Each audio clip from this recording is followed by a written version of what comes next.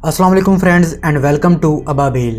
Guys, weapon के लिहाज से कई किस्म के वारफेयर हैं, जैसा कि nuclear warfare, chemical warfare, electronic warfare, weather warfare, submarine warfare, cyber warfare. इस तरह की बहुत सी वारफेयर हैं, लेकिन आज हम बात करेंगे बायो वारफेयर के बारे में। बायोलॉजिकल वारफेयर, जिसे जर्म वारफेयर भी कहते हैं, यानी जरासीम से मुतल्लिक जंग।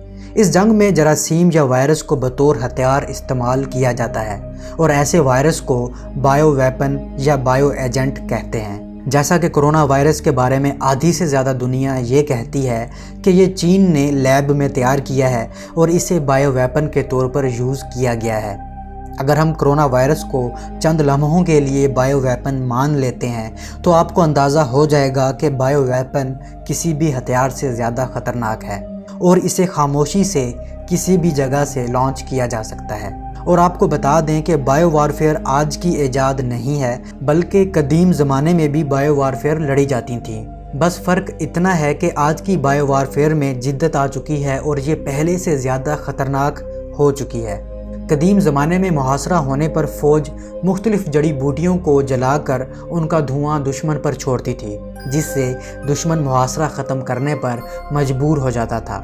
इसके अलावा दुश्मन पर शहद की मक्खियों के छत्ते फेंक दिए जाते थे, जिससे दुश्मन की ढालें और तलवारें किसी काम न आती और दुश्मन के काफ़िले में अफरा तफरी फैल जाती। इसी तरह कुरून वस्ता के यूरोप की तारीख से पता चलता है कि किस तरह तुर्कों और मंगोलों ने बीमारी से मरे हुए जानवरों के ढांचों का बेदरेग इस्तेमाल किया। इसी तरह महसूर इलाकों में मंगोलों और तुर्कों ने ताउन ज़दा लाशें फेंकवाईं, जिससे दुश्मन में ताउन फैल गया और सैकड़ों अफराद ने जान गंवाई।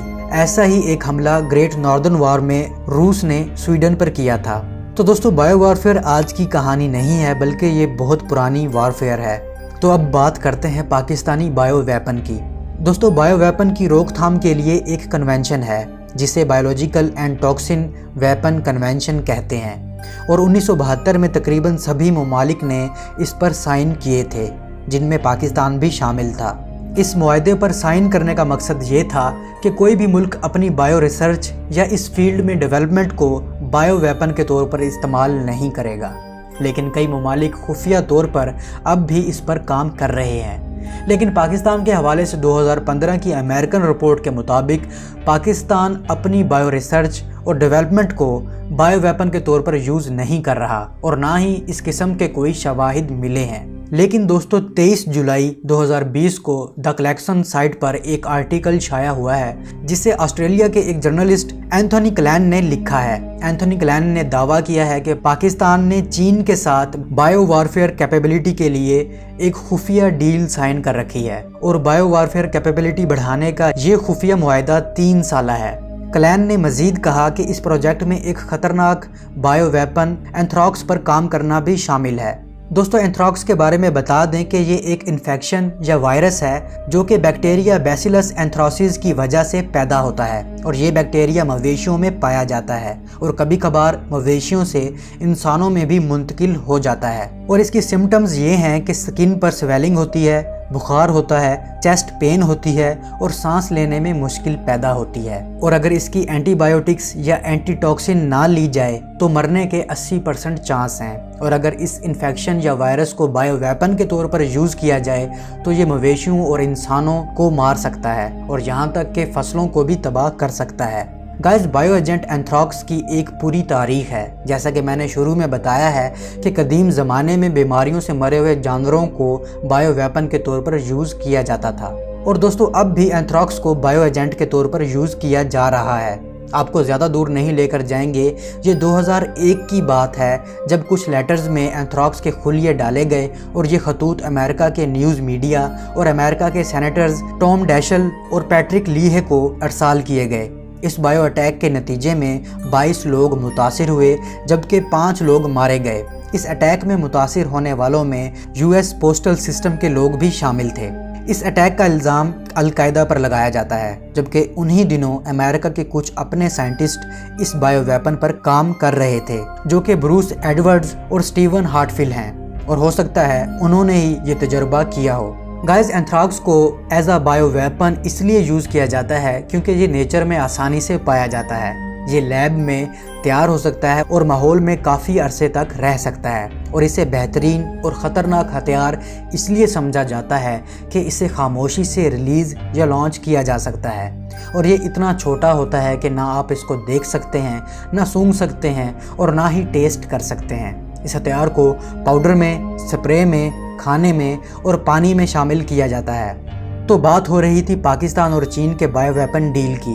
اینتھنی کلین کا مزید یہ کہنا تھا کہ یہ خفیہ ڈیل پاکستان آرمی کے Defence Science and Technology Organisation اور چائنا کی ووہان انسٹیٹیوٹ آف وائرولوجی کے مابین ہوئی ہے۔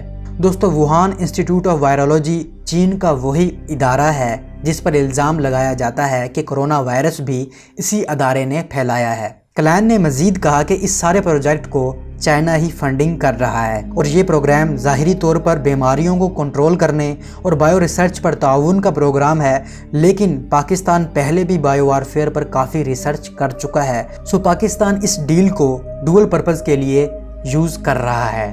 اینتھنی کلین کا کہنا تھا کہ انٹیلیجنس ذرائع کے مطابق اس پروگرام کے تحت پاکستان اور چائنا اس قسم کے ایک بیکٹیریا یا بایو ویپن بیسیلس تھرنگیئنسس کو آئسولیٹ کرنے کا کامیاب تجربہ کر چکا ہے، اور یہ بایو ویپن اینتھراکس سے ملتا جلتا ہے۔ سو پاکستان اور چین بہتر جانتے ہیں کہ اس قسم کے بایو ویپن کو کیسے کاؤنٹر کرنا ہے۔ مطلب اگر پاکستان پر بایو ویپن کا اٹیک ہو تو پاکستان اس اٹیک کو قابو کر سکتا ہے یا روک سکتا ہے، اور اگر پاکستان اس کو روکنے کی صلاحیت رکھتا ہے تو ظاہر بات ہے اٹیک کرنے کی صلاحیت بھی موجود ہے۔ اینڈ پر کلین کا کہنا تھا کہ یہ پروگرام سول یونیورسٹیز یا ہیلتھ ڈپارٹمنٹ سے علیحدہ رکھا گیا ہے تاکہ یہ خفیہ ہی رہے۔ تو دوستو، اس حوالے سے ہمارے ادارے بہتر جانتے ہیں کہ کوئی ڈیل ہوئی ہے یا نہیں، یا پاکستان بایو ویپن میں کتنا آگے جا چکا ہے۔ میں بس اتنا جانتا ہوں کہ اگر کوئی ڈیل ہوئی بھی ہے تو پازیٹیو وے میں ہوئی ہے، تاکہ اس قسم کے حملے سے بچا جا سکے، کیونکہ بہت سے ممالک نے ایگریمنٹ پر سائن تو کیے ہیں لیکن خفیہ طور پر اس پر کام کر رہے ہیں۔ تو ہمیں پورا حق ہے کہ ہم اپنے بچاؤ کا سامان پہلے سے کر رکھیں۔ تو امید ہے دوستو آپ کو اس ویڈیو سے بہت کچھ سیکھنے کو ملا ہوگا۔ اگر آپ کو ویڈیو پسند آئی ہے تو دوستوں کے ساتھ ضرور شیئر کیجیے گا اور اپنی رائے کا اظہار بھی ضرور کیجیے گا۔ میں ملتا ہوں ایک نئی ویڈیو کے ساتھ، تب تک کے لیے اجازت، اللہ حافظ۔